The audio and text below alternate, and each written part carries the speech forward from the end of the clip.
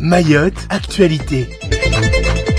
Bonjour à tous, bienvenue à vous dans ce journal de ce mardi 23 mai 2023 et merci d'être avec nous sur Quizy. Pour l'édition du jour, nous parlerons Talus 2 qui est décasé, politique, escroquerie, aménagement pour finir en économie. Mais tout d'abord à la une de ce journal, habitat insalubre avec le dénouement de l'emblématique quartier Talus 2. Le décasage a finalement bien eu lieu à Talus 2, un quartier de Majicavo dans la commune de Kungu. Tous les médias étaient présents lors de l'opération, les autorités avaient mis les moyens pour que tout se passe bien, notamment pour la gestion du flux de circulation et des bandes de voyous. Aucun caillassage n'a été signalé. Selon les témoignages de certains habitants, plusieurs familles qui habitaient Talus 2 avaient déjà quitté le quartier pour reconstruire un peu plus loin. Le préfet a rappelé que les opérations de décasage n'avaient pas vocation à régler toutes les problématiques sociales. Les étrangers en situation irrégulière sont reconduits. Des logements sont proposés à ceux qui sont en règle. Les autorités prévoient que lorsque les opérations prendront leur rythme de croisière, il sera plus difficile pour les occupants des terrains décasés d'aller reconstruire ailleurs.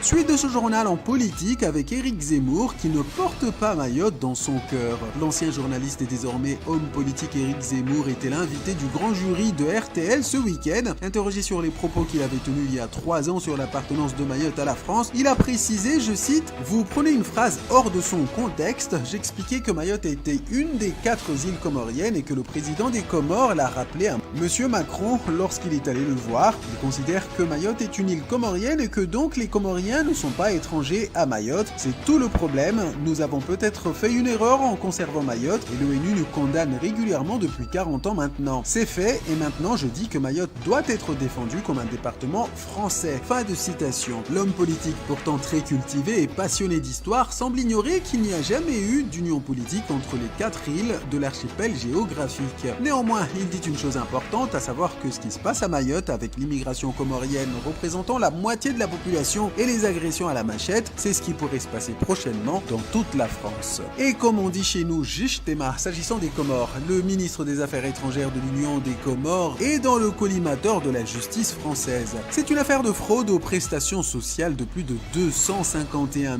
000 € qui aurait été perpétrée par le ministre des Affaires étrangères comorien et son épouse. Depuis novembre 2020, une plainte a été déposée au parquet de Saint-Denis par la CGSS et la CAF. Les conclusions ont enfin été rendues. C'est en 2020 que le ministre comorien a acquis la nationalité française. Il n'a jamais répondu aux demandes des enquêteurs pour fraude à la sécurité sociale et à la caisse d'allocation familiale pour un préjudice, je vous le disais, dépassant les 251 000 €. Selon les enquêtes, il semblerait que le ministre Douafir Doul Kamal et son épouse aient depuis 2011 fait de fausses déclarations pour toucher le RSA. Malgré son élection en 2015, le ministre de l'Union des Comores continuait à percevoir 1 500 € et 2 100 € pour ces deux fonctions, sans compter les autres fonctions qu'il occupait aux Comores entre 2012 et 2015. Son épouse avait sans doute omis de déclarer les salaires du membre du gouvernement comorien pour percevoir les allocations. Tous deux risquent la correctionnelle. Aménagement avec ses initiatives pour tenter de décongestionner le chef-lieu Mamoudzou. Depuis le début des travaux de la Kadema au nord de Mamoudzou, la circulation est plus que chaotique. Cela fait une semaine que les commerçants ont tiré la sonnette d'alarme. Le président de la Kadema tente de trouver des aménagements, même si pour l'instant, cela ne se ressent pas sur le terrain. Parmi les aménagements, la rue Martin Luther King est de nouveau à double sens. Les travaux vont désormais être faits de nuit. Des négociations sont en cours avec la CAGNA,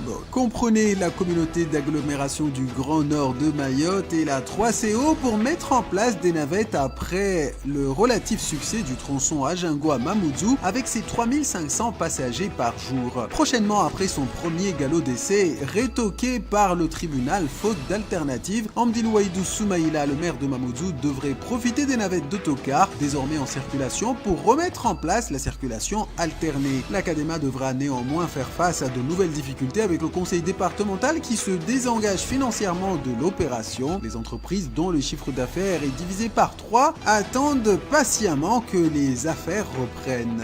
Je vous propose de clôturer cette édition en économie avec l'ouverture d'un restaurant ouvert 7 jours sur 7 dans la zone aéroportuaire de Pamandzi. Après l'ouverture de l'hôtel Ibis il y a 5 mois, à compter de juin prochain, un restaurant de spécialité mahoraise, La Zone, ouvrira à l'aéroport Marcel-Henry de Mayotte. La Zone est une enseigne qui compte déjà une douzaine de restaurants à La Réunion. Le restaurant ouvrira 7 jours sur 7, fériés inclus, selon une amplitude horaire élargie au service continu de 6h à 22h en mettant en avant les spécialités mahoraises. Selon Jonathan Lacombe, directeur EDIS Mayotte, l'aéroport sera un lieu de vie et de service pour tous les habitants de Petite Terre, ce qui est, je cite, un exemple fort de l'alignement entre nos valeurs et nos réalisations. Fin de citation. Et c'est sur cette belle note que je vous propose de clôturer cette édition. Merci à tous de nous suivre avec autant d'attention. Difficile de vous résumer toute l'actu en 5 minutes, mais restez connectés sur Quizy pour être bien et mieux informés, vous le savez. Bonne journée à tous et à demain. Outremernews.fr, le site de l'actualité outre-mer, 24h sur 24 et 7 jours sur 7. Retrouvez la chaîne Outremer News sur YouTube.